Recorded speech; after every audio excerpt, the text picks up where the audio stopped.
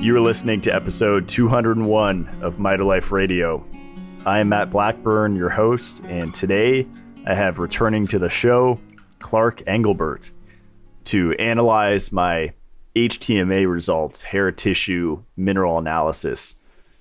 If you're fascinated with minerals like I am and their connection to hormone production, energy production, enzyme pathways, and even the vitamin connection, then this show's for you. Clark is so knowledgeable.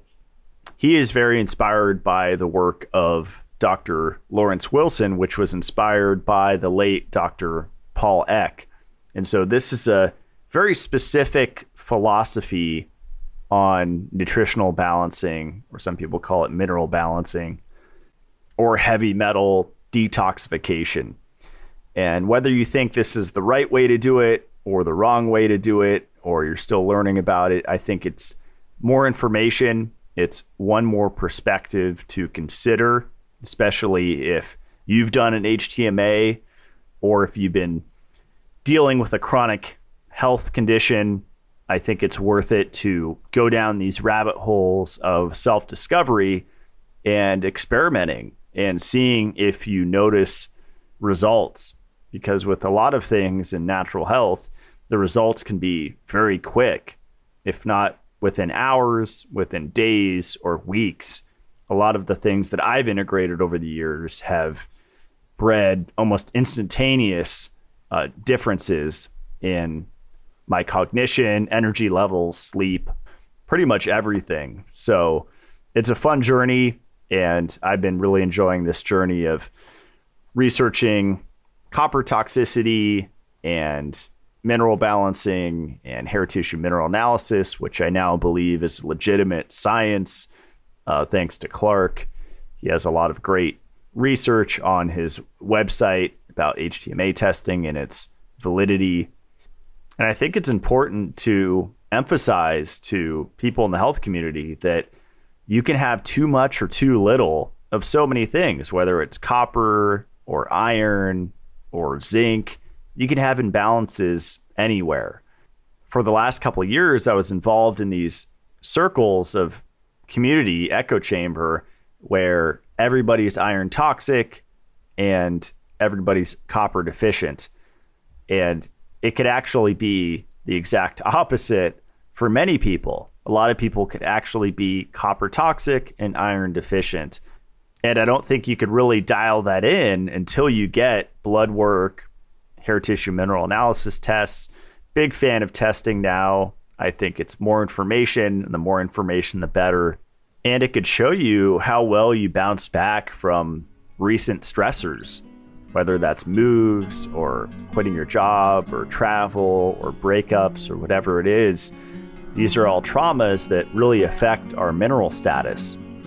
And so you can use HTMA in that way to see how you're recovering from these traumas, which I think is really fascinating. So enjoy the show. Here is Clark Englebert.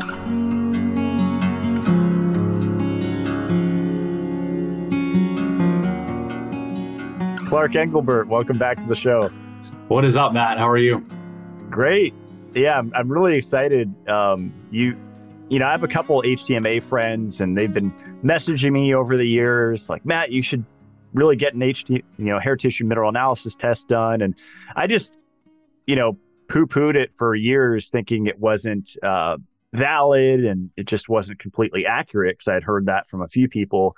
Right. And then finally talking with you, finally got it done, and took 5 snips from my scalp, and my test directly matched the supplements that I had been taking for, the last several months, which was lithium and copper. So, and then based on my symptoms and stuff, and just, looking at the different ratios that you've talked to me about, it just really clicked that, wow, this thing is accurate. It's an amazing tool, especially if there are people like you out there to help kind of read it based on Dr. Wilson and then Dr. Eck's work.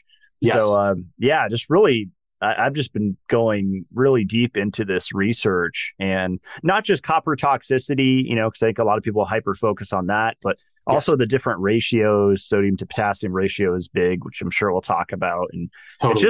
it's a whole new world. It's pretty fun. It's definitely a different philosophy from a lot of the health community. Totally. And that's the thing that I try to tell people, all my clients, and in the content that I make for Instagram, is that just getting a hair test and having it and interpreting it in the old method that most people are using, this is a really insufficient way to interpret the test. So the test itself has like inherent characteristics to it that make it quite special. But really what makes it an incredible test is our interpretation method. The way that we're interpreting the test is quite special, and it's really based on the work of Dr. Paul Eck. Dr. Lawrence Wilson has continued a lot of that, but it's through that interpretation method that we can give people like some significant insights that they otherwise wouldn't be able to glean from just looking at it in a sort of way that is still widely practiced and widely used out there in the alternative health space, which is, maybe we can just get into it.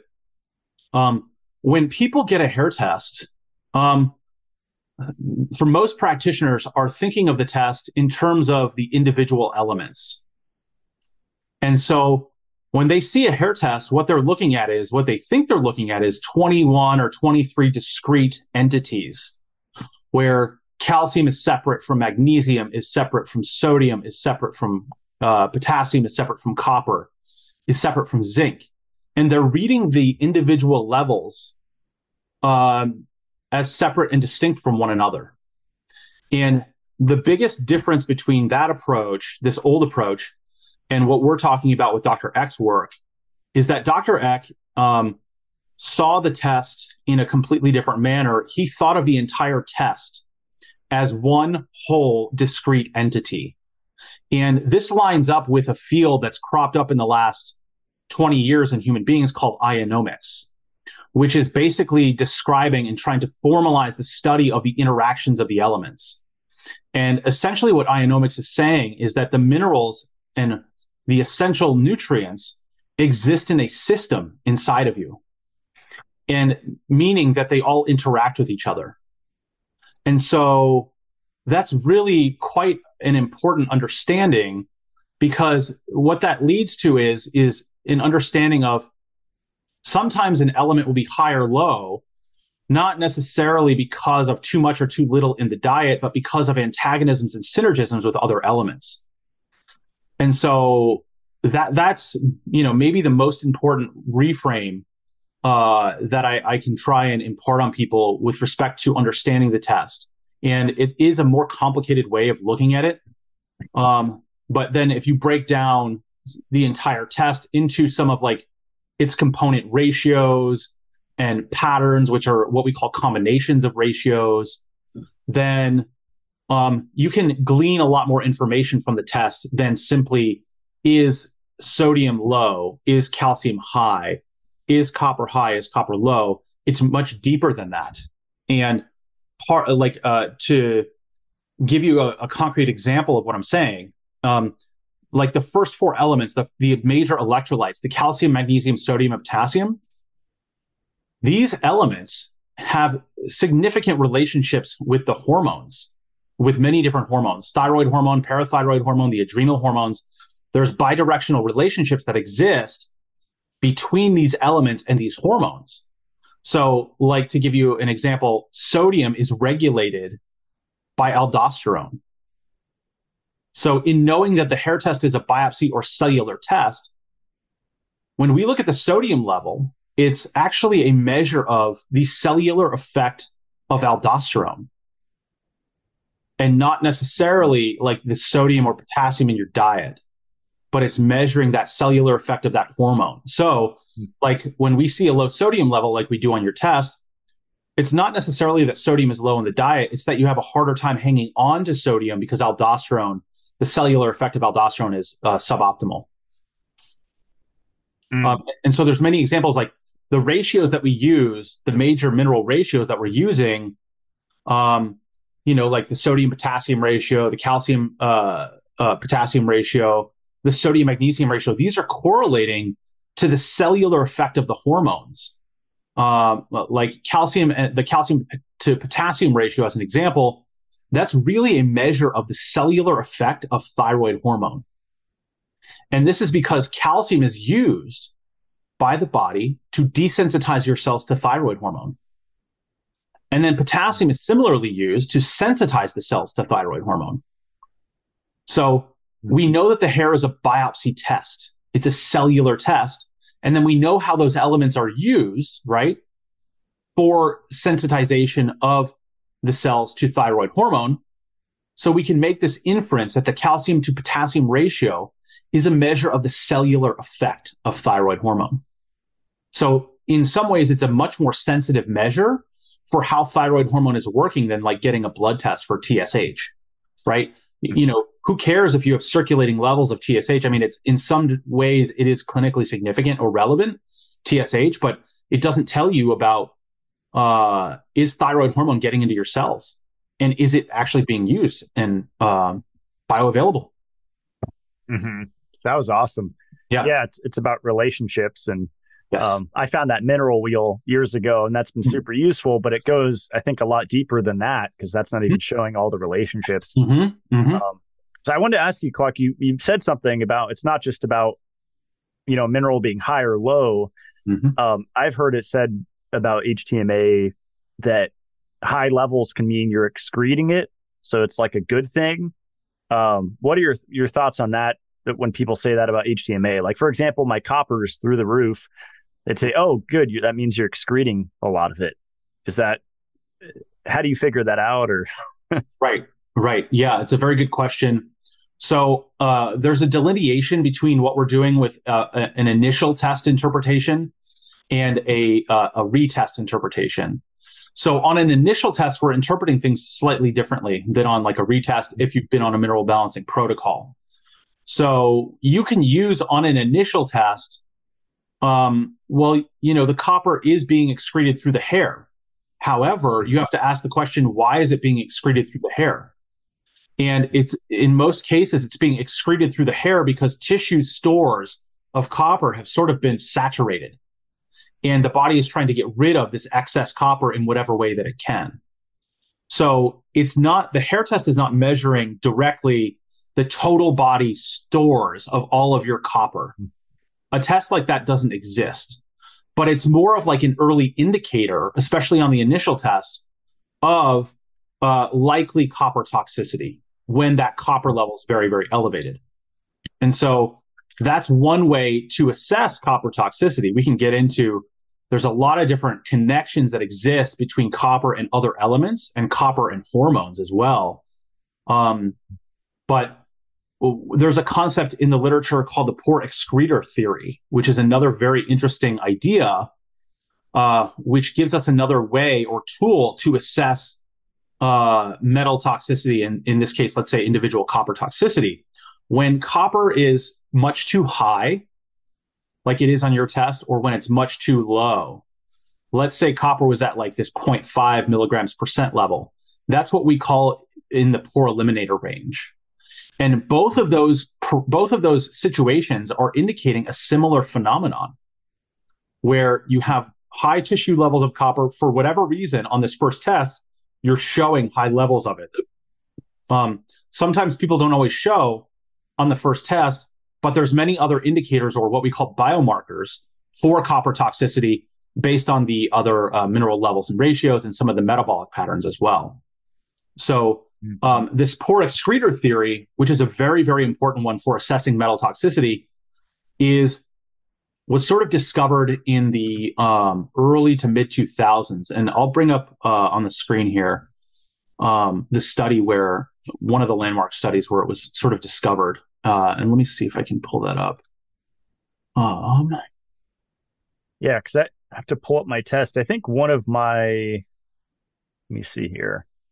Yeah, I mean, mercury and cadmium, antimony, arsenic were super low, which how can you tell if that's a good or a bad thing? Exactly. Well, you want it when you're assessing, a little bit, like a little bit of some of them, some of the metals is okay. If it gets like to zero, Mm. then that's when you're looking at a poor eliminator. But here's the study. I'm going to pull this up here, and we can read some of the quotes from the study. It's very, very interesting. Okay. So, so a bunch of researchers, started to look at autistic kids and developmentally delayed kids in the early and mid 2000s. And they started to notice on the diagnostic tests that they were running that the developmentally delayed kids, the autistic kids, actually had much lower levels of some of these, especially the toxic elements. This study was looking more at the toxic elements than anything, not the essential elements. But what they started to find was, and this is what they say here, our study found that arsenic, cadmium, and lead were significantly lower in the hair of children with autism than in matched controls. They know that many of these metals are implicated in the pathogenesis of these disorders. And so they know that the body burdens of these kids are very high in the tissues. There's been post-mortem studies of autistic kids in their brains, actually, and they found really high levels of aluminum in their brains. So they know that the metals are involved in the pathogenesis of these conditions. But on the diagnostics, the kids show very low levels of those elements in certain instances, like very low, zero, almost basically zero. And I'll show you another quote here from that book I think I recommended last time, called The Toxicology of the Essential and Non-Essential Metals. And what the explanation for this phenomenon is that metals and minerals above certain concentration thresholds inactivate detoxification enzymes. And so the metals bioaccumulating to such a degree over a certain concentration threshold starts to inactivate detoxification enzymes. And what you will see is in the autistic kids, and we have many on our program, they have very low levels of these elements. And it can confuse people sometimes, but it's another way, it's kind of another biomarker or clever way that we can use a hair test to assess metal toxicity. So high levels of the element on an initial test, that's sort of a very straightforward way to assess metal toxicity, but it's not always straightforward, especially if the toxicity is much worse and like you're autistic and the detoxification enzymes are so impaired that you can't excrete these elements in any appreciable amount. Interesting. Yeah, I was listening to Dr. Wilson and it finally clicked, and you probably told me this before, but I think you did in our first chat that the toxic metals can jump in as a replacement if you have deficiencies in zinc or whatever it is. And Dr. Wilson made the analogy, it's like if your belt goes bad on your car, you can, put it back on, and kind of just rig it up to get to the dealership, but it might slip off and it's not the same as a new functional belt. And that's kind of the same thing in our body, that basically, like you just said, like the detoxifying enzymes or the enzyme pathways in general will be hindered or fully impaired because of these metals, being a surrogate for the things that we're deficient in. So they're playing a purpose, right? The toxic metals in our body. And that finally clicked for me. I'm like, oh, that's really fascinating, because it's an adaptive mechanism. It's the body using these elements to keep you alive in the face of those mineral deficiencies. Not only do the metals substitute for those essential elements, but kind of what you're hinting at, the metals are actually being used on those enzymes and proteins that don't really have anything else to be used for or used on. So like in the case of, let's say low zinc, lead, cadmium, mercury can all replace zinc. And it's actually that those metals are being used to power enzymes and in other processes that zinc is used for. So it's sort of, we hinted at this in the last talk that we had. This is one of the reasons why chelation is so harmful, is it can just rip out. You can target metals with chelation, but if you just rip them out and you don't take care to not only have to replace the minerals that the metals are being replaced by, but you have to do so in such a way that doesn't unbalance your other elements. And this is where Dr. Eck's work is so important. Strategically balancing the mineral levels and ratios is really the safe way to detoxify your metals, because you're taking care to balance or to put back the minerals that are being replaced by the metals, but you're doing so in such a way that it isn't going to unbalance the other elements at the same time. And that's where the interactions really come into play and is really, really key. Because if you take individual nutrients for some indiscriminate period of time at high levels, you run the risk of imbalancing other elements. Right. Yeah. The manganese connection was interesting to me because over the years, I've heard of that, being toxic, manganese in, tap water showers in the city. But again, different forms, and it's all about relationships. And that I just never had thought of supplementing that one, which, you have me on in this program, which I'm feeling great. Just to say the results so far. So I use an Oura Ring in airplane mode when I sleep. And I had the highest deep sleep I've had in over 3 years. I don't know. I couldn't remember how long. It was about 3.5 hours of deep sleep. Wow. I don't know if that's a good thing. It seems like a good thing. I think I slept for like 10 hours that night. And that was like 2 or 3 nights ago. And my REM was like 2 hours. So that was a super restorative night. Something happened there. Yeah. And, so you got started on the supplements then that we recommended? Just so far, just the Lincoln. Okay. So, but 222. So, 3 times a day, but it's already making a huge difference just in the 3 or 4 days. I think 4 days I've been on it. It's incredible how quickly my body responded. Right. Exactly. When you're sort of taking these elements in ratio with one another based on the hair test parameters, it's kind of, it's pretty crazy how quickly you can improve, so that's amazing to know. So why don't we get into like some of the specific things that we found on your test, if you're okay with that. Let's do it. Time to get vulnerable. Yeah, let's go. And it's not all terrible, and some good things, some bad things, but one of the key things that I hope people understand is that you do have copper toxicity. You're showing very high levels of copper. The ideal copper level in the hair is 2.5 milligrams percent. And yours is at 7.4. So it's basically, it's pretty up there. It's, basically 3 times normal, essentially, 300% of normal. And on both charts, on the trace elements chart, on the analytical chart, it's basically off the charts. So that's, one of the most important things, but really our focus with the interpretation revolves around the metabolic patterns and the metabolic parameters that we're seeing, which are basically, we're assessing from the mineral ratios of the first 4 elements. Really quick, Clark. Yeah. Just to interject on the copper, because I'm sure a lot of people are wondering this.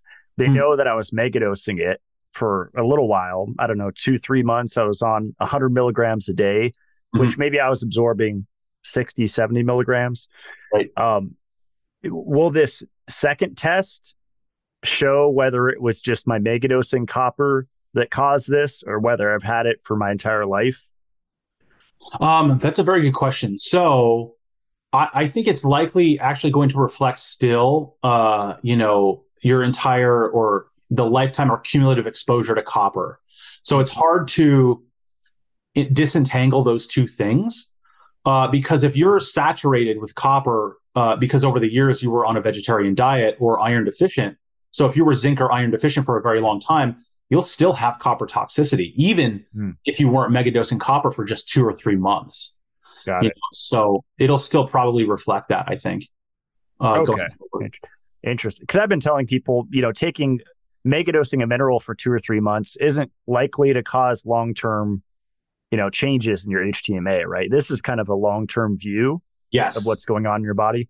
Yes. It's sort of like the first layer of your biochemistry that we're seeing right now.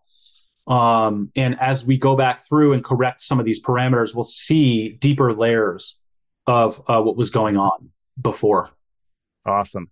Yeah. Okay, great. Yeah, and I was surprised to see him a slow oxidizer, which I think that they have a certain response to caffeine, and there's all these things that go along with that, right? Yes. So slow oxidation, or the oxidation rate, is the first thing that we're assessing on the hair test. And you can think of the oxidation rate sort of like the balance between calcium and magnesium and sodium and potassium. So calcium and magnesium are sort of like the brakes on your metabolism. And then sodium and potassium are kind of like the gas. And so the oxidation rate is a higher level or more advanced concept than just saying like, well, calcium is high and magnesium is high. The oxidation rate is trying to ask the question, what does calcium and magnesium look like relative to sodium and potassium? And we ask this question in the first place because sodium and potassium are antagonistic to calcium and magnesium. Sodium and potassium are your body's main monovalent elements. They can dissolve out the divalent elements all across the mineral system. So when sodium and potassium get high, calcium and magnesium will by default get low, and vice versa. When sodium and potassium are low, calcium and magnesium will get high and precipitate out into the hair and other places they shouldn't be. And that's what we call slow oxidation. So according to my test, I have more brakes going on than gas. Exactly. To bring it back to another car analogy, it's sort of like when you're in your car and you're driving somewhere, you need to use your gas and you need to use your brakes sort of, maybe equally, roughly throughout the trip in order for you to get there safely and for things to operate smoothly. If if the brakes are engaged the entire time you're in your car, you're not going anywhere. If the gas is engaged, you're going to crash into something, the entire time. So you want the balance of those elements in your body for optimal or peak enzyme efficiency and energy efficiency in the cells. And these relate to, like, I know Dr. Lawrence Wilson talks a lot about adrenal, was it adrenal fatigue, or the adrenals being adrenal burnout is how he terms it.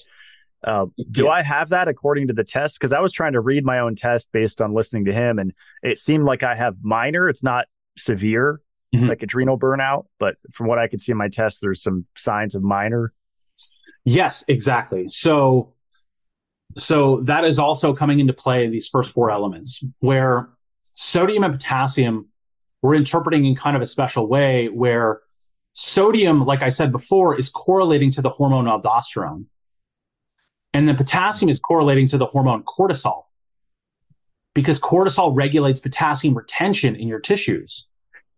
So when we look at this test and we're looking at the sodium potassium levels, we're actually looking at the cellular effect of those hormones.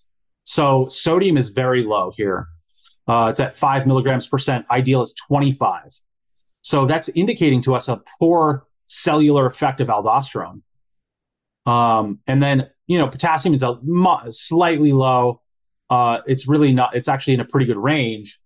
Where potassium is at 9 milligrams percent, ideal is 10 milligrams percent. So it's just slightly low on the cortisol end. But there are multiple parameters that we can use to assess adrenal function and adrenal health by looking at the hair test. The first is just the raw levels of those elements. Then we can get into the ratios. Like the sodium magnesium ratio is a measure of the cellular effect of the adrenal hormones, because those adrenal hormones regulate sodium and magnesium retention in your tissues. So if we were to look at the sodium magnesium ratio, the ideal for that ratio is 4.17. Yours is at 0.62 right now. So it's quite low. Yeah. It's quite low. It's not quite, it's like at maybe 15 or 20% of where it should be. So that's an adrenal burnout indicator for sure. Yeah, and I was telling you before I started recording, there's so many life events that can cause stress, moves, breakups, just any kind of psychological, emotional stressor can really put a dent in your minerals. And what my belief the last 2 years was, it's just a immediate, drop in sodium and potassium and copper and magnesium, but it's much more than that, opening up to these ratios. It's not just about taking them in, like 4,700 milligrams of potassium a day. It's not that Right, simple. right. And so like adrenal function is dependent on much more than just like the levels of those elements. Like adrenal function is dependent on cholesterol, protein, sufficient saturated fat, also many of the other micronutrients. B vitamins are very critical for adrenal function. So there's a lot of practitioners out there who are sort of like recommending that you take a bunch of sea salt and like cream of tartar or something, or the adrenal cocktail. And it's like, that's okay. That's like a start. But that's not going to resuscitate adrenal glands that have been burned out and sort of run into the ground over many years. And that's maybe why a lot of people who do those protocols, they don't notice a big difference, and you can take sodium till you're blue in the face, but it takes much more to resuscitate and restore adrenal function than just taking sodium by itself. Yeah, and that's another layer to this, like the vitamins. I noticed in the nutritional balancing protocol, you guys utilize vitamin A, vitamin E, vitamin B6, B vitamins in general. And that adds another layer of complexity to this, because it's not just about taking minerals to balance, it's about taking the right vitamins with the minerals to rebalance. Yeah, so the vitamins and the other micronutrients, aside from the essential elements, the minerals, they interact in that system as well of elements, where you have the essential elements, and that's referring to a class of all of the essential elements, like the macro elements, the electrolytes, and the micro elements as well. But then the metals exist in that system as well, along with all the vitamins, the water and the fat soluble ones. Part of what we're doing is trying to understand how all those elements interact with each other, and then giving you strategically balanced supplements to manipulate these mineral levels and ratios into balance. So in order to like raise a low sodium on your hair chart, you have to give a couple sodium synergists, like the essential elements, manganese, copper, B6 are sodium synergists, but so are some of the B vitamins. B5 is a sodium synergist because of the way that it nourishes the adrenal glands. B3 as well. B2, B1 is more of a magnesium synergist, so it's less important for sodium specifically, but it really is about understanding how all of these elements interact with each other, not only to glean as much information as we can from the hair test interpretation, but to in order to set up a protocol that is much more strategic in balancing all of these critical parameters on the test all at one time. Right. And since I have high copper, and you said copper is a sodium synergist, I think the supplement I'm on is an 8-to-1 zinc to copper ratio. So 8 times the zinc to copper. Because that's the thing that confuses a lot of people. It's like, wait, Matt has high copper, but he's still on copper. It doesn't make any sense, but it's all because of these relationships, right? It's because of these relationships, but also we're using copper in that Limcomin supplement to help raise the sodium level. So copper and manganese are sodium synergists. What we're doing is, and along with your adrenal glandular and the B vitamin, the B complex with the B's in specific ratios, what we're doing is we're improving adrenal function significantly. And improving adrenal function will have downstream consequences for ceruloplasmin, because the adrenal hormones send signals to the liver to activate and use ceruloplasmin. There was a really interesting study I was reading, kind of just brushing up last night because I knew we were going to talk about this. But I'll read a quote here talking about the relationship between the adrenal hormones and ceruloplasmin and copper. This is where things get really interesting. And this is where the genius of Dr. Paul Eck really shines through, because he was recognizing these things back in the 70s and 80s, where when you have adrenal fatigue, this will predispose you to retain more copper and not be able to utilize copper as well in the doses that you're getting in your diet and maybe supplementally. So what this study, just to give people a little background on it, it's called Copper Toxicological Relevance and Mechanisms. It's in the the Archives of Toxicology, and this was published in 2014, so fairly recent research. And this is in section 3 of this. So if anyone wants to look this up, they can look at this study. They can look at some of the mechanisms for copper toxicity. It's real, for those people out there who think it's not. What's the name of the study again, Clark? I'll put the link in the show notes here. Yeah, absolutely. Toxicological relevance and mechanisms. Awesome. People will just say, "Oh, that's only one study, though." Right. This one, I believe, is a review. So, it's they're looking at more than one study. This is a review. So, not an umbrella review. The umbrella review is kind of like the gold standard when it comes to literature, but it's still, the reviews are better than any individual study. So in section 3, they talk about this connection between the adrenal hormones and ceruloplasmin in the liver.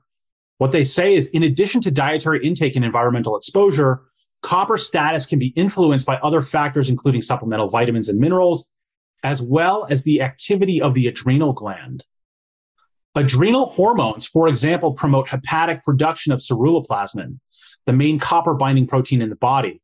Thus, malfunction of liver and adrenal gland insufficiency can cause copper to accumulate in the tissues. So, in adrenal fatigue, like you have, the sodium-magnesium ratio is very low. Your sodium-potassium ratio is very low. That's another indicator of adrenal function. The raw level of sodium is low. There's many indicators here for adrenal gland insufficiency. So that will make it so that you don't, if you're not making ceruloplasmin because of this adrenal gland insufficiency, you could actually be making yourself much worse by taking high doses of copper, because your body doesn't have the mechanisms for controlling partitioning of copper. Fascinating. Wow. I feel so good on cod liver oil. I'm still taking that. And I'm wondering if that vitamin A, because I know there's a ceruloplasmin relationship with that vitamin A. I think it's ATP 7A and 7B. Yep. Something like that. Yep. So I wonder if that's part of why I feel so good taking the Rosita cod liver oil, is because of this. It's definitely possible that that's at play. I think with respect to your copper toxicity, a lot of it is related to the adrenal glands. We're seeing those biomarkers for adrenal insufficiency. And the thing that a lot of people don't understand is that if you have adrenal insufficiency and you're megadosing copper, well, that copper is not going to be bound by anything. It's not going to be able to be bound by ceruloplasmin, because ceruloplasmin is not working the same way that it normally would. And it's similar to iron toxicity, where if the iron transport proteins are not working well for whatever reason, there's many different reasons that could happen. We talked about this a little bit on your last show, but aluminum, cadmium, and lead can occupy transferrin and ferritin and make it so that iron cannot be bound by those proteins. So you end up with a lot of unbound iron if you have toxic metals taking up those spots on transferrin and ferritin. So similar, not exactly the same mechanisms, but it's sort of like second and third order effects, which are affecting the partitioning of those essential elements. It's one thing I feel like certainly certain people, maybe like Morley and Jason, don't really understand. There's other things at play other than just the intake of copper that are going on. What about albumin and I know this transcuprein? There's like other things that bind to ionic copper when it enters the plasma. But maybe those are subpar as well. Exactly. So in the case of albumin and transcuprein, there's actually a few other copper binding proteins, so it can get fairly complicated fairly quickly. Ceruloplasmin is just the main one. But if those proteins are affected, you could have metal toxicity causing issues with those other copper binding proteins. So yeah, it's definitely more complicated than just intake of copper, Right. And I like looking at my history, just thinking back to, like I Yes. told you, not liking red meat growing up, but I didn't really Right. start eating beef until really like 3 years ago. It was very recent that I started Right. consistently eating red meat. And I'm That's a huge, 35, so it's a huge. yeah, that's a huge risk factor for copper toxicity, even before supplementing. The thing is that your copper systems would be impaired to such a degree at the point that you probably started taking high dose copper, that the high dose copper was sort of maybe like the straw that broke the camel's back, where under normal circumstances, you may have been able to eliminate that excessive copper through the biliary excretion pathways. But if you've been iron deficient, zinc deficient for your entire life because of that vegetarianism, that would definitely make those systems impaired. And iron deficiency too, which you said the HTMA isn't like there's a few elements, or is it just one, the iron that's not, you said that's better to look at blood. Yes. With the iron status. Yes, exactly. I think iron is it's better understood by looking at the blood markers. We can kind of assess iron toxicity through looking at very low levels or very high levels of iron. But when it gets into the reference range and you're kind of close to it now, it's less clear, really delineating iron status from the hair test. Interesting. Yeah. Cool. So where should we go next here with the test? Yeah. Let me, so we went through some of the ratios, the adrenal ratios. Another really important ratio that we can talk about is the sodium potassium ratio. Mm-hmm. And I think this might be the most important finding. There's actually a couple other things, like your aluminum is pretty elevated.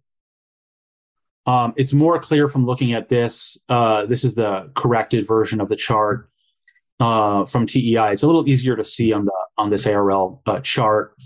But I drank a lot of sodas growing up. Like same. Not saying, bashing my parents, but we're kids, and I loved my my colas and phosphoric acid and aluminum cans. So. I know. It's true, and like we're in the same generation. I'm only 2 years older than you, so we were drinking soda like it was going out of style when we were growing up. And I think I mentioned this on the last podcast. That's a big risk factor for aluminum, especially if those cans are sitting in like warmer environments. The acidity and the pH can change, and the aluminum can leach into the actual soda itself. But mercury was used to synthesize and make high fructose corn syrup for many decades after they discovered it. So drinking soda is a huge risk factor, or consuming any high fructose corn syrup, huge risk factor for mercury toxicity. Right. On your test, we're not really seeing super high levels of mercury. It's more on the poor eliminator range, but I would suspect mercury toxicity. Also, when the copper and zinc ratio is off, that can be used as a biomarker for mercury toxicity. So very high copper to zinc ratios, there's some literature I can forward to you. I did a couple posts on this actually on my Instagram, but you can use mineral ratios in interesting ways as sort of like biomarkers for certain metals. So the copper to zinc ratio is significantly off. The mechanistic relationship is that copper replaces zinc and can drive down zinc. Mercury also replaces zinc when it gets low. So that's the connection there, how you can actually use that as a biomarker. Wow. But like there's other, like the calcium magnesium ratio being off is a very good biomarker for aluminum toxicity. And your calcium magnesium ratio is not too crazy off. It's a little low. It's like 1 point below its ideal. So, that one's not too out of balance, but you are showing aluminum toxicity, which is significant. It's likely aluminum is replacing either the iron or the calcium or magnesium in your body. So, and we talked about that concept before, which is that, aluminum or the metals can replace those essential elements and through a process called ionic mimicry. And that happens mechanistically because aluminum and some of the other metals have very similar ionic radii or sizes to these essential elements. Like aluminum, magnesium, and iron are all very similar in sizes. So they can easily fit into places where those essential elements should normally be. You said aluminum, iron, and magnesium. Wow, interesting. Yep, all very similar sizes or ionic radii. So, what about my uranium? Is that high or? Yeah, it's a little elevated. Which uranium is it's harder to pinpoint an exposure vector for uranium. Radioactive fallout from maybe atomic bomb testing. Who knows? I think you grew up in San Diego, right? So there might have been a little bit of that stuff floating around in the air coming off the Pacific. Yeah, there was actually a nuclear reactor in Southern California that is not in operation anymore, but I wonder if there's some residual. Yeah, that could definitely be part of it. That's sort of how a lot of the metals, since they're not biodegradable, they just they persist in the environment even after like that nuclear reactor was shut down. Similar idea with like lead paint in lead homes. If a home got knocked down that had lead paint in it, that lead is still in the soil. It's not going anywhere. So that's another big problem we touched on the last podcast, where metals are not biodegradable. So when they're in the environment, they're there, and that's a huge issue with the toxicity of these elements. They're cumulative year over year, because they're not biodegradable. They're persisting in the environment. So that's a really, really big problem. Wow. But to get back to the sodium potassium ratio here, okay, so the sodium potassium ratio, to use another car analogy, is sort of like your cellular battery, where in your car, if the charge across the battery runs down, doesn't matter if all the parts in your engine are connected, doesn't matter if your tires are aligned and have plenty of air, doesn't matter if you have plenty of fuel in the tank. If there's not a high electrical charge across that battery, your car's not going to start. It's not going to work. And a similar principle applies in your cells, where a lot of your cells are running off of electrical signals. And this is one thing I love about the light and health people, the light water magnetism people. They understand like redox potential, and electrical potential is driving a lot of biochemical reactions. So that is what the sodium potassium ratio is a measure of, because sodium and potassium are your body's two main electrical conducting elements. They control electrical potential across your cells through certain gradients on the inside and outside of the cells. So the sodium potassium ratio is like your body's cellular or reading of cellular electrical potential. And so the ideal for that ratio is 2.5. Your sodium potassium ratio is pretty low here. It's at 0.56. So it's telling us that the cellular battery in your cells is sort of running down. And that will impact a lot of different functions, certainly related to the sodium potassium pumps that control the flow of those two elements and other nutrients in and out of your cells. Very important for that. There's a connection between the sodium potassium ratio and aluminum. Aluminum can disrupt NAK ATPases. So when you have aluminum toxicity, that can impair this ratio. Interesting. I was telling you before we started recording, like, I think I feel good overall. And it's incredible to think how many people go through life, their whole life, with imbalances like this, right, and never get an HTMA or never aware of it.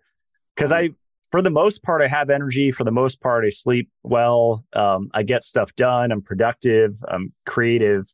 But I got into this for optimization. Yes. And, I'm interested to see how good I can feel, the next 6 months to a year from balancing all this stuff. It's going to be really interesting to see what happens to my creativity, my mental power, physical energy, all that stuff. Exactly. And that's a lot of clients that I have are people who are ill and sick and they're not doing well and they're looking to heal. But a certain percentage of people that I'm working with are also looking to optimize. They feel pretty good at a baseline level, but we can, use this program and this test to optimize people to such a degree that they weren't really aware of how good you can get things to be. Especially if you have metal toxicity, because metal toxicity sort of induces a silent reduction in function of a lot of different pathways related to enzymes and other things. So the toxicological profile of metals is such that most people are being exposed to low levels of these elements and they're being affected in ways below their perception level. So it's sort of like maybe you just have a slightly lower IQ than you would have if you didn't have aluminum toxicity.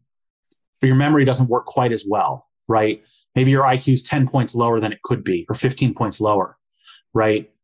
Maybe you don't sleep as deep.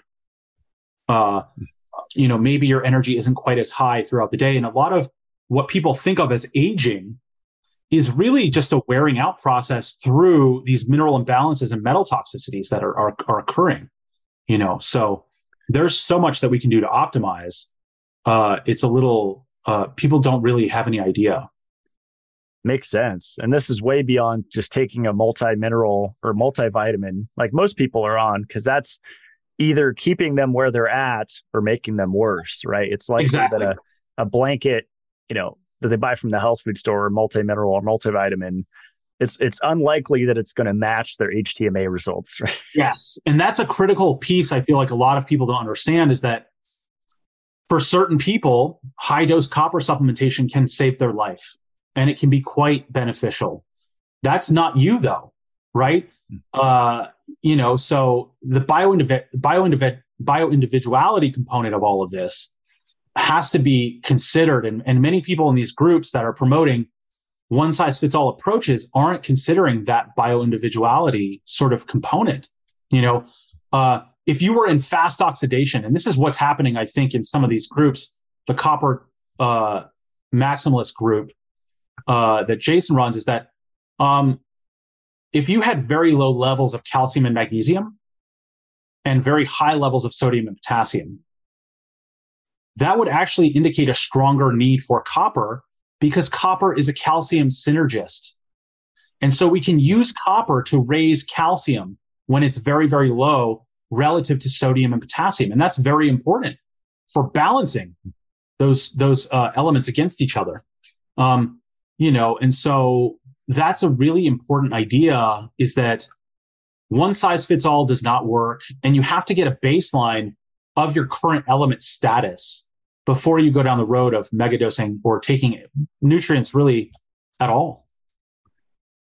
What are your thoughts on lithium, Clark? Because this is a really interesting subject, because about a month or so ago, I'm always going down all these rabbit holes all the time. And I went down a B12 rabbit hole. And I've been getting various blood work tests done. I'm all about testing right now. And B12 was pretty high, but my transcobalamin was actually low. It was in the 200s, which is low. And so I was reading about getting B12 into the cells, and I came across, I can't remember the doctor's work, but she had a protocol and she used lithium orotate to drive B12 into the cell. And so I started taking it, and it felt like when I started taking copper, it felt like a nootropic. And I think I spoke to you about it, and you said lithium could kind of help a low sodium to potassium ratio, right? Exactly. Lithium is also, lithium is a sodium synergist. Okay. But it shows high here, which means, did I overdo the supplement? How much lithium were you taking? Uh-oh. Well, so I started off, I think, I always start low, even though it's me. Yeah. So first day or something, but I think I started with like 10 milligrams. I moved up to 20. And I think in my max, I got up to 40 or something a day, maybe 60, but always split up, not all in one dose. Because I think most of those capsules are either 5 or 10 milligrams. And right. 5 years ago, I experimented with lithium for the nootropic effect. I learned about it from John Gray, and I was like, this sounds good. Let me try it. And it's definitely a nootropic. But I guess you have to be careful, even if you're having those B12 issues like I have, because I got these results and I immediately stopped that same day. I'm like, okay, I'm going to take a break. Yeah. With any of the elements, you can overdo. Like your protocol, I think is very interesting because you were on the high dose copper protocol before, which is definitely contraindicated for some of your imbalances. Slow oxidizers don't need a lot of extra copper because calcium and magnesium are higher than sodium and potassium in slow oxidation. That's the characteristic definition of slow oxidation.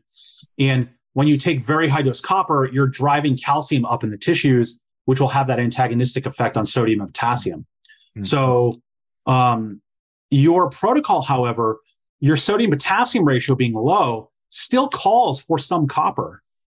And it's in that limb supplement where we're giving you about total for the day 4.5 to 5 milligrams of copper. It's balanced against zinc and magnesium, which is very critical. But we're using those elements not just to correct low levels of those elements, but to correct the critical mineral ratios that we've been talking about. And that's through understanding how those elements are antagonistic and synergistic to other elements. So that I think with the lithium, it could have been that maybe the copper, if you were taking the copper and the lithium at the same time, was that going on? They were separate. Yeah, because I stopped the copper and then I started on the lithium. And that was just an intuitive thing to stop the copper. I'm like, my body just stopped asking for it. Right. Exactly. But yeah, the lithium one's fascinating. I mean, from what I was reading, it's kind of hard to become like lithium toxic, but I guess, like you said, you can overdo anything. So Right. Exactly. So yeah, we are seeing pretty high lithium levels. It's certainly outside of the reference range on your TEI test. So part of why analytical doesn't measure some of the ultra trace elements is that they're less reliable to measure using the analytical technique that's being used by TEI and ARL. So just meaning that the analytical technique, atomic spectroscopy, basically what they're doing is they're burning the hair at very high heats, and each mineral gives off a characteristic light frequency. And that's how we're actually measuring the minerals. Because these elements, the ultra trace elements, are in such low amounts in the hair and the body, it can be kind of hard to get valid reading for those elements. However, it's still interesting that your lithium is high when you were taking pretty high doses of lithium. So I think that's probably correlating to, maybe just taking that lithium at that time. Interesting. And those arrows pointing to the left, does that mean it's equal? Or what do those mean on the non-detectable? Oh, okay. Interesting. Yeah, exactly. So like your tungsten, thallium, platinum, bismuth are all sort of non-detectable. Is that a good thing? Well, it's less valid. I wouldn't put too much stock in a lot of these ultra trace elements, the reading of these, to be quite honest. I think until the technology has to improve, has to become much more sensitive. Like the technology that we have now is quite incredible. It's quite good, but it's still very difficult to measure these ultra trace elements with a lot of validity. Interesting. Okay. Did anything else jump out on my test to you that we didn't cover? Or yes. Okay. So let's see. So we went through the copper toxicity piece. The adrenal component, that might be it. The metal toxicity. Is my selenium and chromium kind of low? Or yes, those two elements are kind of low as well, which is, I would say, somewhat significant.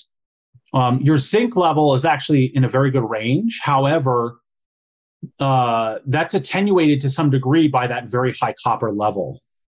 So the zinc to copper ratio is very poor, even though the zinc level itself is in a good range. So manganese is somewhat elevated here as well. That could be from a couple different things. Well water. Manganese is used in the gasoline now. So, having grown up in a big city or something, you're probably breathing in those fumes of the manganese in the gas. I used to love the smell of gasoline growing up. Me too. Me too. I have no idea why. Me too. It's totally weird. But they took lead out, which is an improvement, certainly. But, they're using a toxic form of manganese, sort of. I wonder if we like the smell, because I was reading about copper, and people with copper toxicity, Dr. Wilson was saying, tend to crave like chocolate, right? And copper sources. So I wonder if the gasoline thing is the same thing with manganese. It could be, absolutely, so it could be related to that. Manganese is also used in the water supply in the East Coast. I forget for what purpose, but that's done sometimes, I think, to clean up the water. And I'm sure there's utilization of manganese, because that's in the supplement that I'm taking to balance out. Same thing, same exact principle as like the copper and iron idea, where adrenal function and thyroid function is a very critical component of those proteins working well. And those manganese transport proteins and antioxidant enzymes like superoxide, or it's not superoxide, it's catalase, uses manganese. So, yes, it's about getting bioavailable forms of those elements while also at the same time strategically correcting adrenal function. That will help to your body to use manganese better. Manganese is the main sodium synergist that we're using to bring your sodium up. So that'll help to correct your sodium potassium ratio. So it will help to detoxify the biounavailable forms of manganese and copper that you do have. Interesting. Wow. I know. And we were talking about coffee enemas a little bit. So on this program, you guys recommend those often to, it has to do with the bile dump, right? And make the process smoother of getting these toxic metals out. Yes. When you go through metal eliminations, part of what we want to try and do is improve the organs of elimination at the same time that we're doing the mineral balancing. So we're not using like chelating agents or binders. We're trying to improve the underlying mechanisms that control your detoxification, your endogenous detoxification systems. So that sort of includes incorporating, like we're giving you a kidney glandular as well in the renomide. Anything that we can do to improve the organs of elimination, the kidneys, the liver, the skin, will help to speed up and make the detoxification process of these metals much more smooth. So that's one of the reasons why we recommend a near-infrared sauna. Really, really critical piece of what we're doing. The near-infrared sauna is very powerful, or very good for your kidneys and your skin, because you're sweating out all of this stuff that normally your kidneys would have to process. And then the coffee enemas along those same lines, the caffeine helps to stimulate bile flow, which triggers the liver to dump or eliminate anything that it's holding on to. And that's particularly helpful when you're going through a metal elimination and you have to eliminate those metals through the liver or the kidneys, basically, or the skin.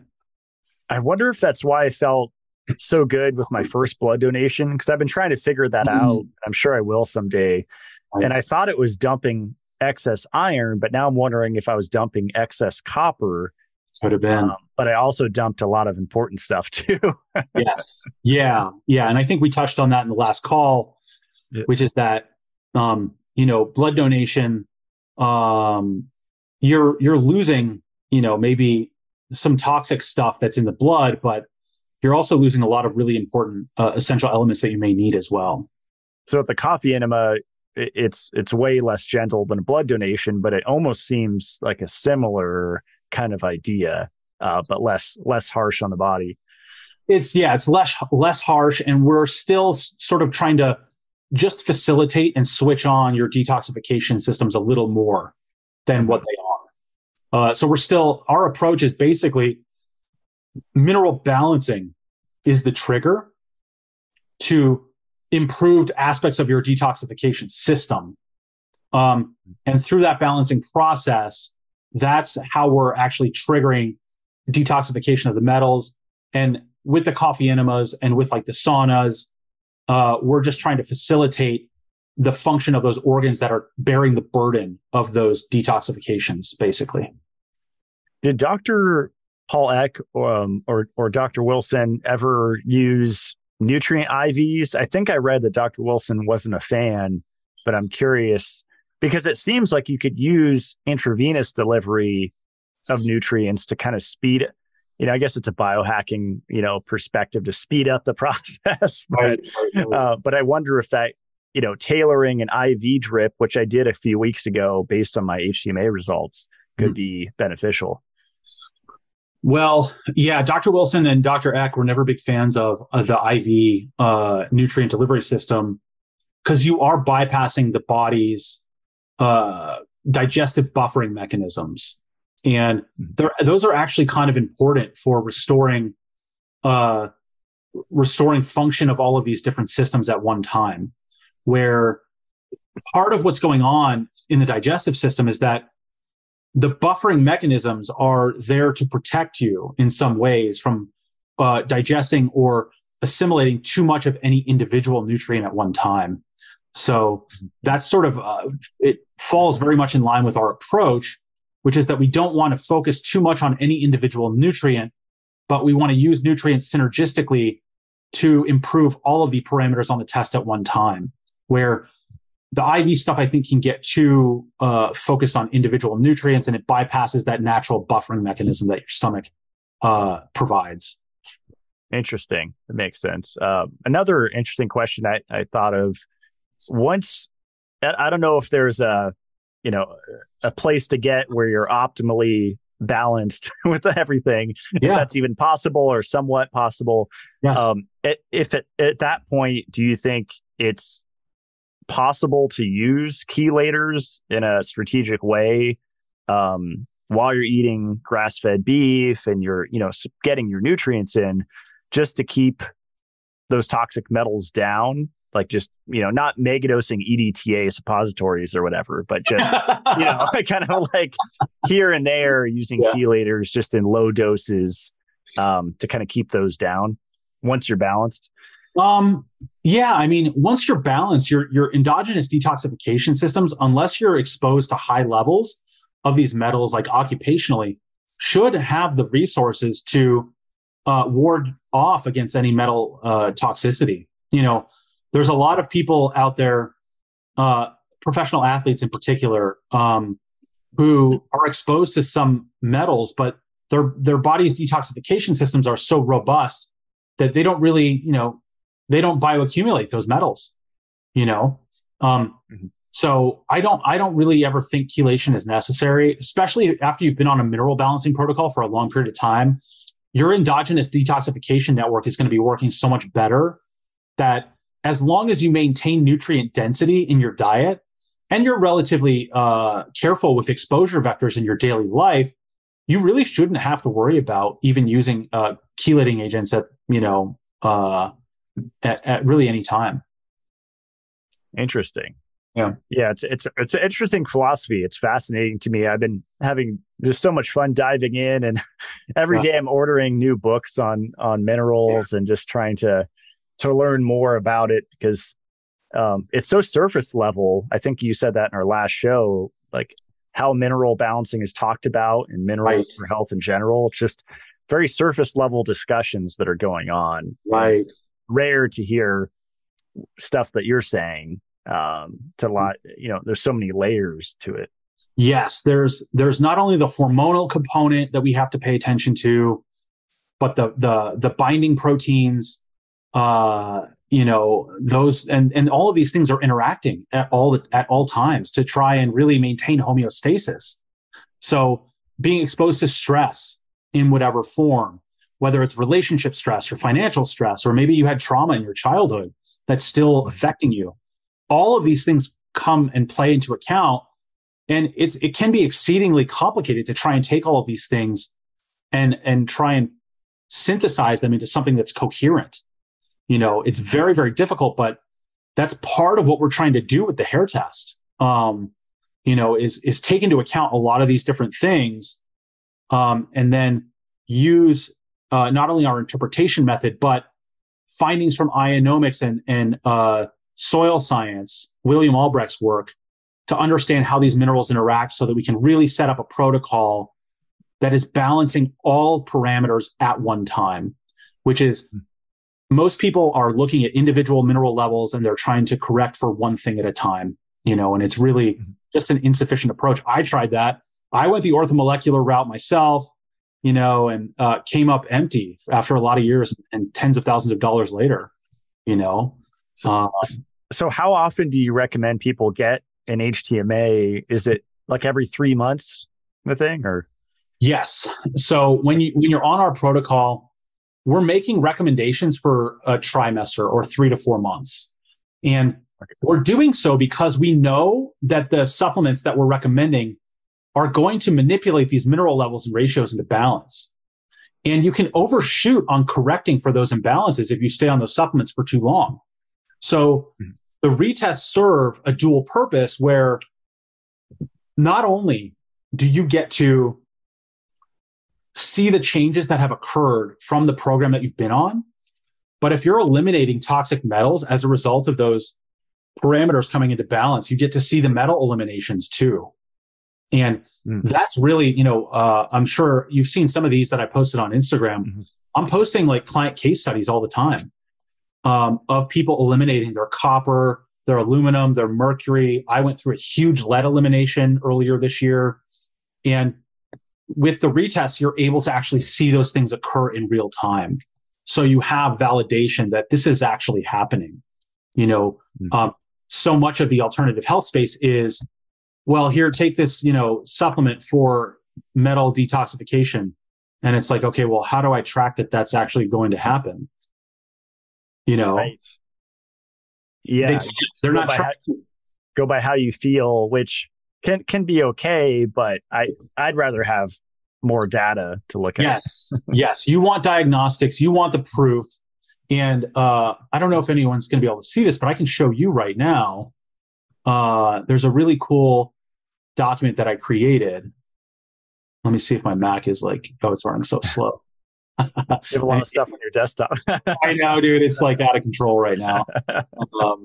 I got to get the upgraded storage, but so I have this on my Instagram on a highlight, but I have a ton of case studies showing exactly really how this process works.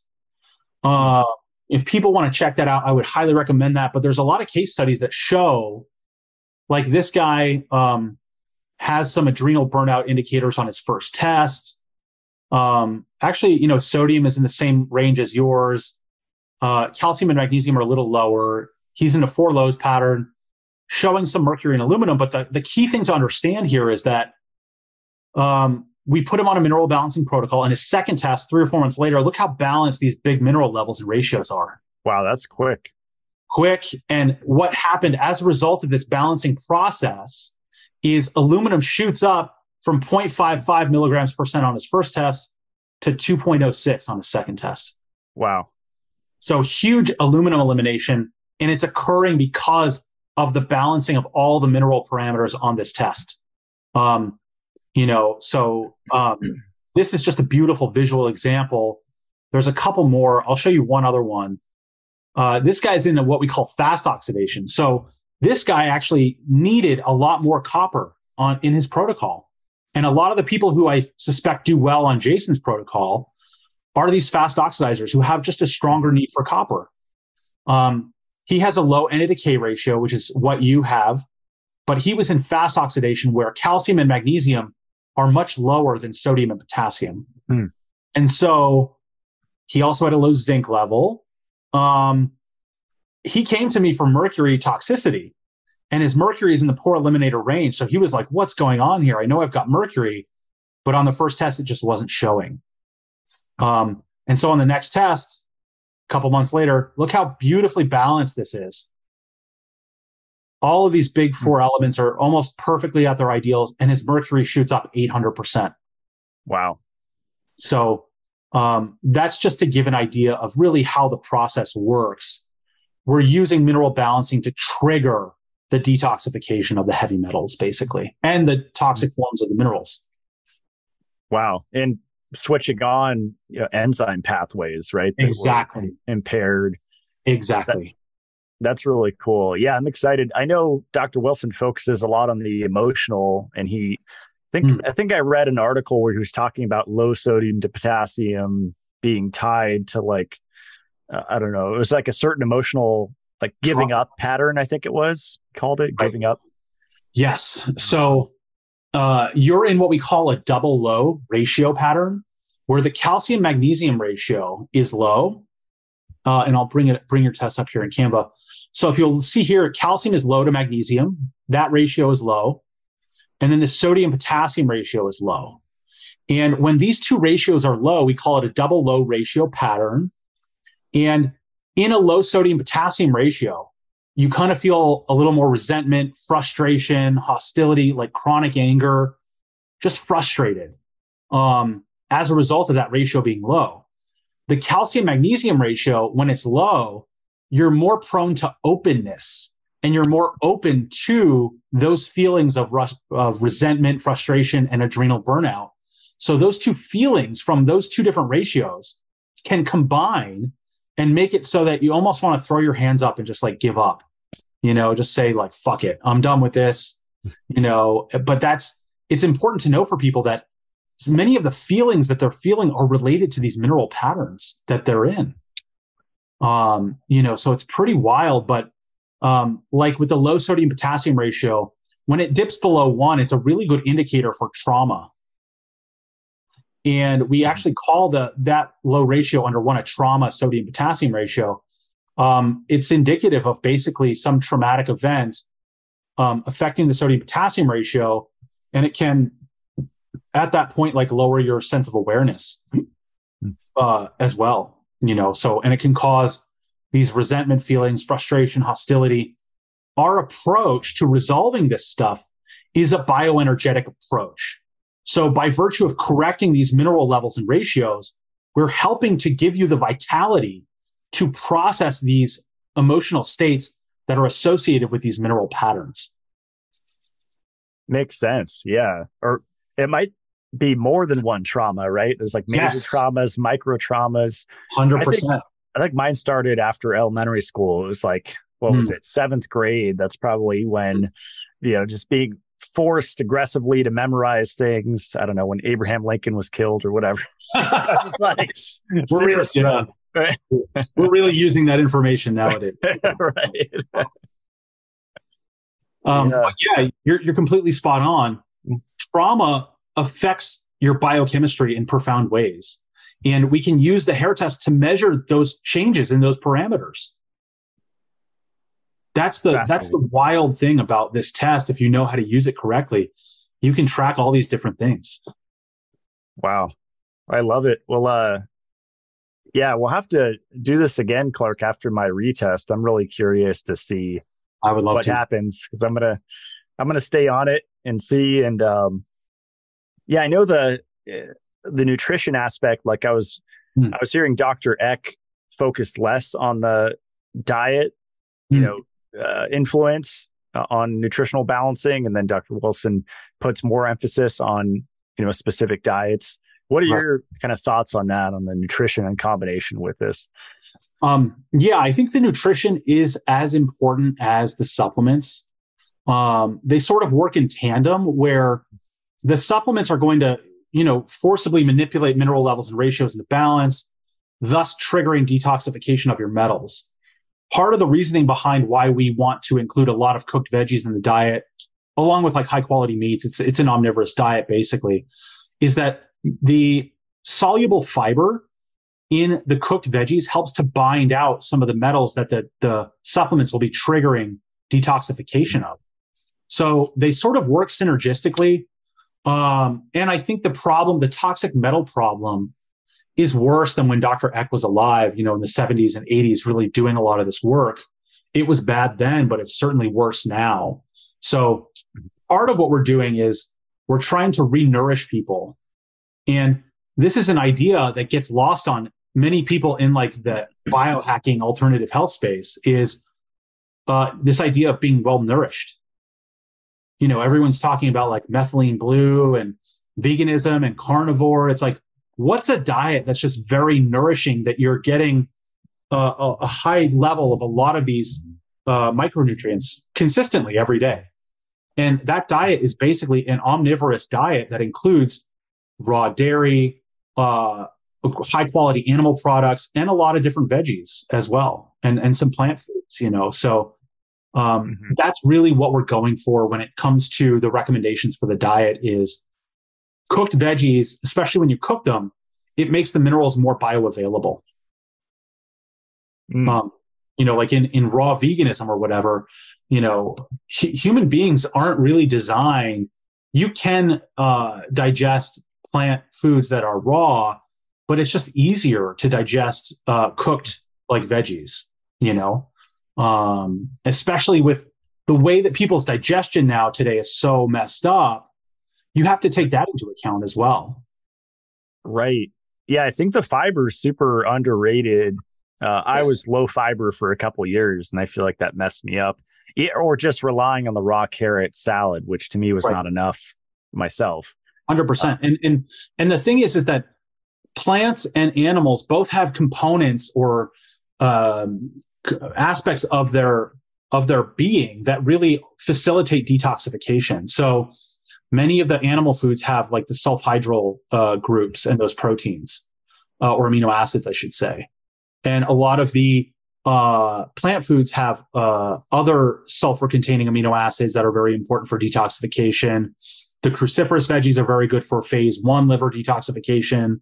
So they sort of work together, and it just goes to, I think, on the internet, things are so polarized and extreme so people can get attention that people think that, because someone is saying this thing the loudest, that it must be true. Probably not in reality. Yeah. I'm glad I didn't swing to carnivore because I tried vegetarianism like 6 times, and then I finally got over all diets, once I found Ray Peat. And I was like, okay, let's just get back to balance. And I noticed it's a huge trend for the last, 3 years for raw vegans to go raw carnivore. It's like, right. You're such a pendulum. But yeah, you're swinging from one extreme to the other. And, carnivore is certainly better than veganism, I think. But they're still kind of, they're both extreme, and the carnivores, I'm sure, are just seething at us even mentioning that. But there's a lot of published literature on people who consume higher levels of fruits and vegetables do have better mortality rates, So, there's a guy who I love to follow. He's actually quite polarizing. Lane. Yeah. He's a phenomenal, he's a little antagonistic, which I can kind of be a little bit. So I kind of like those types of people. But, he's definitely talking about a lot of that data, and calling out the carnivores recently on some of that stuff. There's actually hair test patterns that would predispose you towards wanting to be on or doing better on a carnivore diet. Wow. So there's really interesting ways that we can use the hair test. And there's carnivore hair test patterns. When people come to me and they have certain hair mineral patterns, it's almost a guarantee that they'll be on a lower carb approach. Wow. And there's also vegan hair tests as well, where if they've been vegan for a long period of time, they almost always have low zinc, low phosphorus. The carnivores almost always have low calcium and magnesium and have poor tolerance to carbohydrates. Interesting. Wow. Yeah. I still need to dial in my nutrition because I'm kind of a unique case living way out in the boonies. Right. Are you near a grocery store or what? It's almost an hour. It's quite a drive, but once I have my greenhouse up next spring, finally, I'm sure I'll be growing lots of broccoli and lots of stuff. And I'm sure my health will go through the roof when I'm growing my own stuff here. Make things so much easier. Yeah, exactly. Agreed. But awesome, Clark. Well, this was really fun. I took so many notes, and nice. Yeah, it's just so fun to research this because it's a whole new world for me, and Yes. there's just so much to research. Yes. I want to see if I This whole approach is like a different paradigm almost completely, so there's so much content and there's so much to dig into. totally. Yeah. Yeah, I just ordered have you heard of Andrew Cutler? My friend Tyler is Yes. really into him. Yeah, I yeah, just did yeah. his mercury detox and felt good. So Hmm. ordered a few of his books just to check out. Nice, nice. Yeah, Andy Cutler has some interesting things to say.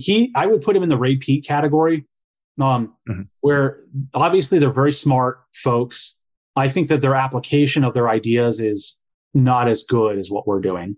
But I still think that they are relevant, and those and people should, if they're really interested in all of this stuff, take a look at those folks as well.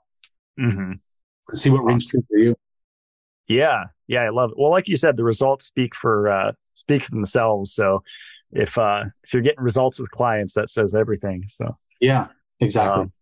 But awesome, Clark. Well, yeah, we'll end it here, and I'll put the link below where you guys could check out his program. Like we said in the first show, they can just do a one-off, but ideally they buy a package deal, right, where they can, because it's all about the retest, because you can only get so far with the initial. Exactly. So yeah, there's different, we've got different options on our website, nutritionalanalytics.com. You can order the one-off, which is just an initial hair test, and you get, it's a very dense interpretation report along with the actual hair test results, along with a solutions report detailing the protocol that you should be on based on your unique hair test. And then you get a guide on how to avoid metals in your everyday life. And then there's an audio introduction on this paradigm and this approach. We did kind of go through some of it today. So if people do order that package, they'll be somewhat familiar with it. But, that's kind of the intro approach. Some people just want to dip their toes into the water. Totally understand that. But we do have packages with more tests for people who know they want to be doing this for like a year or something. And so the retesting every 3 to 4 months takes care of that. Yeah, I had a lot of people ask me today if you need to go through a practitioner to order an HTMA. The answer is yes, right? Yes. Okay. At Analytical and TEI, you have to go through a practitioner. They won't just give you a one-off to order the test. And it's for safety reasons, basically. They don't want people misinterpreting the test. And part of the reason why I get questions all the time on like, how do the mineral interactions work? I don't like giving out a lot of that info unless it's in the context of like a client relationship that I have. Because people can sometimes take something wrong and misapply the advice or what they think the interactions are, and you can hurt yourself with this stuff. If there's great power in using nutrient therapy. So there's two sides of that coin. You can heal, but you can also hurt yourself. So, but yeah, you got to order it through a practitioner, basically. Awesome. Yeah, it's like high dose in copper. Like I experimented. I told people this is what I'm doing. I'm currently feeling great on it. Right. But since getting my results, it's not like I'm blaming the high copper guy and saying you hurt me. I did it to myself. Right. We're all responsible for what we take. Exactly. So I think that's lost on a lot of people that. Yes. We're in the end, we're the one that's putting that capsule in our mouth or that tincture, or whatever it is. So yeah, exactly. And I went down the road of, I tried 20 different approaches before I landed on mineral balancing. And it's like, at the end of the day, we're responsible for our own actions. So the fact that you own that, it just is what it is. Sometimes things don't work out, and Jason has his perspective, and, I respect that 100%. I don't think anyone should be silenced. Certainly he should be able to speak freely, completely, just like I should and anyone else. But at the end of the day, you're responsible for you, and that's all you can control. Right. And so those two, analytical research, was it laboratories and trace elements? Are those the only two labs that don't wash the hair? Is that why you use those? Or Yes. So with commercial, so we could almost do a whole nother show on the issues with hair analysis, like in the literature. That would be really interesting. But when it comes to getting valid results, you don't want the hair samples to be washed at the lab with heavy solvents or detergents like acetone, because the acetone washes out the sodium and potassium, the water soluble elements. So that's a big problem. It can skew the readings of the sodium and potassium, and those are the most important readings on the hair test. And so I get people all the time who have tests from like Doctor's Data or other commercial labs that wash the hair with those heavy solvents and detergents. And there's a reason for why they do it. It's their opinion that they want to control for exogenous deposition of metals into the hair from the environment. And that's what the acetone is doing, is washing out exogenous deposition. The ARL approach, the Dr. Eck approach, and this is something that I've discovered recently, is that you can control for exogenous deposition of the metals when you get the sample from the very proximal end, or as close as you can get to the scalp. The exogenous deposition of the metals from the environment is not nearly as significant right at the scalp as it is at like the distal end of the hair. So there's ways to control for that while also maintaining the integrity of the sodium and potassium levels by not using those heavy solvents and detergents. Interesting. Well, yeah, I was wondering why they did that, like what the reasoning was. So that's pretty fascinating. Yeah. And for men that don't have hair on their scalp, they can use pubic hair. You just said it's less accurate, I think, in our last. It's slightly less accurate. For whatever reason, the phosphorus level is almost always elevated in pubic hair. Okay. We still haven't figured out the mechanism for why, but it's still more or less like 95% still a good sample to get if you don't have head hair. Okay. Yeah. Great. Awesome. Well, thanks, Clark. Yeah, I'll put the link below so you guys can check out his program. And this was a blast. Thanks so much. Yeah, Matt. Thank you so much for having me. It's been an honor to be on your podcast, and maybe looking forward. It would be fun to do another one. Let's do it. Right on. Thanks, Clark. Stick around as we close it out. Okay, cool.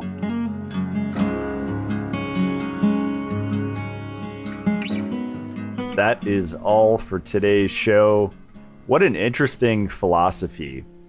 Even if you don't agree with it, you have to agree that it is quite fascinating, and it's an interesting way to go about solving physical issues, mental issues, emotional issues, whatever it is, using nutritional balancing.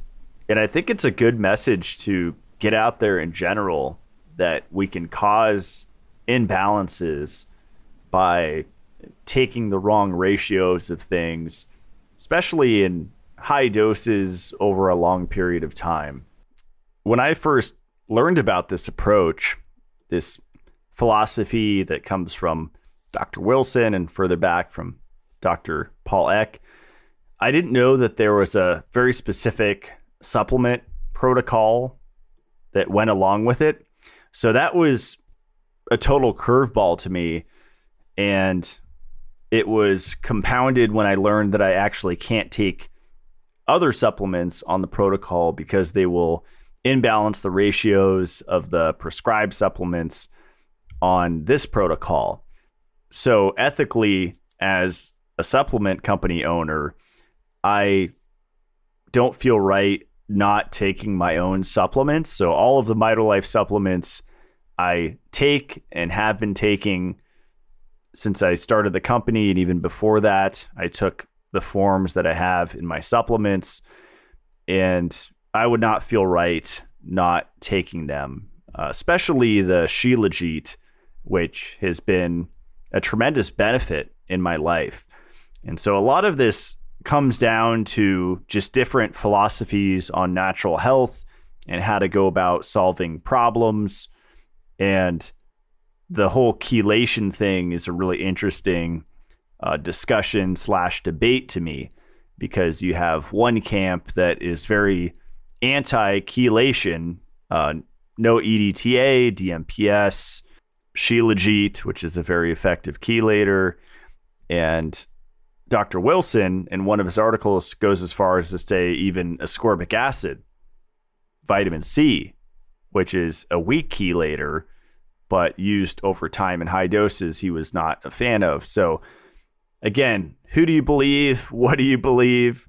To me, it comes down to experimentation, trying different things. That's what I've been doing and just sharing my journey. And I think overall, I'm doing okay, even though my sodium to potassium ratio is super low and I'm not retaining sodium. I think just being aware of that is really beneficial because I can start focusing on that to rebalance it. And can you do it with isolated supplements? I think so. It just takes another level of awareness. So we'll see if I stick to the protocol. As Clark said, it's every 3 months you retest, and it's very strict as you only take those certain supplements. So I'd say if you're dealing with a chronic ailment, you had metal exposure, it might be something that you want to try. It does get expensive with those supplements, so that cost is a factor to consider. But I think if you just got one test and a follow-up and you use Clark to analyze it, I think that alone would be super helpful, even if you don't want to go all in with a year or two commitment, only taking those specific supplements. But like I said, it's really valuable information. I thought HTMA was inaccurate and pseudoscience, and I was totally proven wrong on that. It's a very effective way to see very quickly your ratios, which is not about high or low. Like I don't have low sodium because I'm not taking enough salt. It's the ratio, as he mentioned, of the aldosterone and actually retaining the sodium that I have an issue with currently.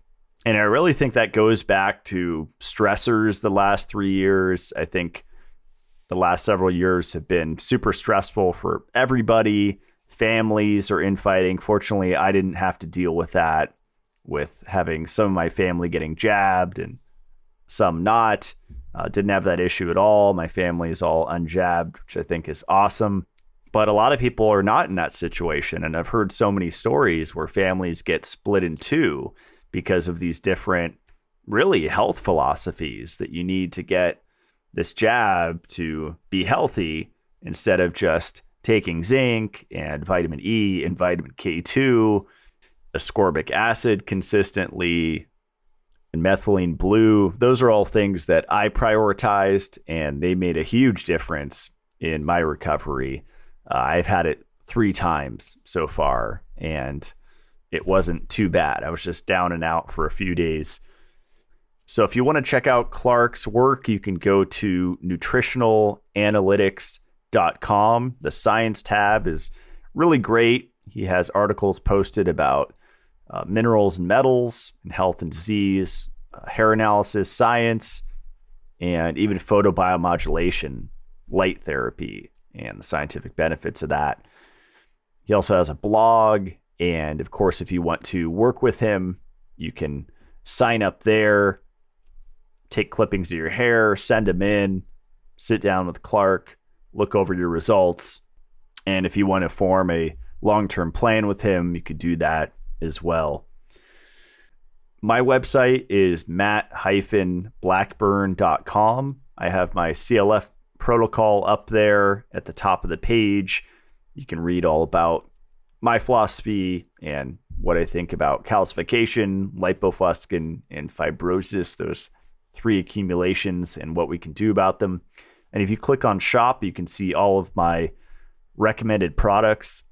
I haven't been updating that page as much as I like because I've been going through, I call it a generator curse on my fully off-grid property here. I'm on my 3rd generator because when there's no sun, I don't have solar power and I have to rely on my propane tank, which uses a generator to charge my batteries, and just been having issue after issue. So today was really a milestone, finally just going with the Kohler and forgetting Briggs and Stratton, forgetting Generac, and just moving right to one of the best brands, which is the Kohler generator. So totally random interjection in this show, but if you're on grid and you're looking to get a backup if the power goes out, like a transfer switch set up with the generator, I would highly recommend against Generac, against Briggs and Stratton, go with Kohler or really any other brand other than Generac and Briggs and Stratton, because my experience has been pretty bad. But it's all worth it. It's moving towards self-sufficiency, and all the blood, sweat, and tears I've put into off-grid living, I would not take it back. It's been super rewarding. My brand is called Mitolife. You can go to mitolife.co. I sell grounding sheets and various oral supplements, mostly in pill form. I have a tablet form of a product, which is purified shilajit resin from Russia. It's been labor of love to import that straight from Russia with all of the politics going on. And just recently we posted updated heavy metal analysis on the website. So we used a third-party lab called Micro Quality Labs out of Burbank, California. And not only did they look at the heavy metals, but they also looked at the iron, copper, zinc, manganese, selenium, chromium, fulvic acid percent, looked at a lot of different things in the shilajit. So it's really interesting information. It's a fascinating substance. I think it's beneficial for most people, and it's been a huge help in my life, if only as a nootropic. Taking that with coffee and goat milk definitely gives me a boost that I feel in my brain almost immediately. We're working hard to get some products back in stock before Christmas. The systemic enzymes will be back by then, dissolve it all. The magnesium, the elk antler, and the vitamin K2 should be back by Christmas. So look forward to that. And Black Friday is coming up. So we will have a sale Thursday through Friday for Black Friday. So look forward to that. If you follow Mitolife on any of the social media channels, we will post about that there. And last thing, if you're not aware, I have a private academy. It's called Mitolife Academy on YouTube. It's only $15 a month. And if you pay that, you gain access to the previous couple years of videos. And it's quite interesting because that kind of catalogs my journey and my former beliefs about copper and iron. So you can kind of see my previous beliefs and my beliefs now. I've really looked at both sides of the argument with copper and iron and a lot of the subjects in the natural health world. And I like to do that, to see both sides, really understand both sides before making a decision. Ultimately, it comes down to helping others. Ultimately, it comes back to balanced perspectives, realizing that both things can occur in the same planet: iron deficiency, iron toxicity, copper deficiency, copper toxicity. It just makes sense that both can be happening on planet Earth at the same time. And that's where I've come to today. And also realizing that no one supplement is inherently toxic, because that is a very unbalanced perspective, in my opinion, as well. It's all a matter of ratios and balancing things out, as we know with omega-3 intake and vitamin E intake, which are directly connected. So that's it. I will see you guys next Friday. Stay supercharged.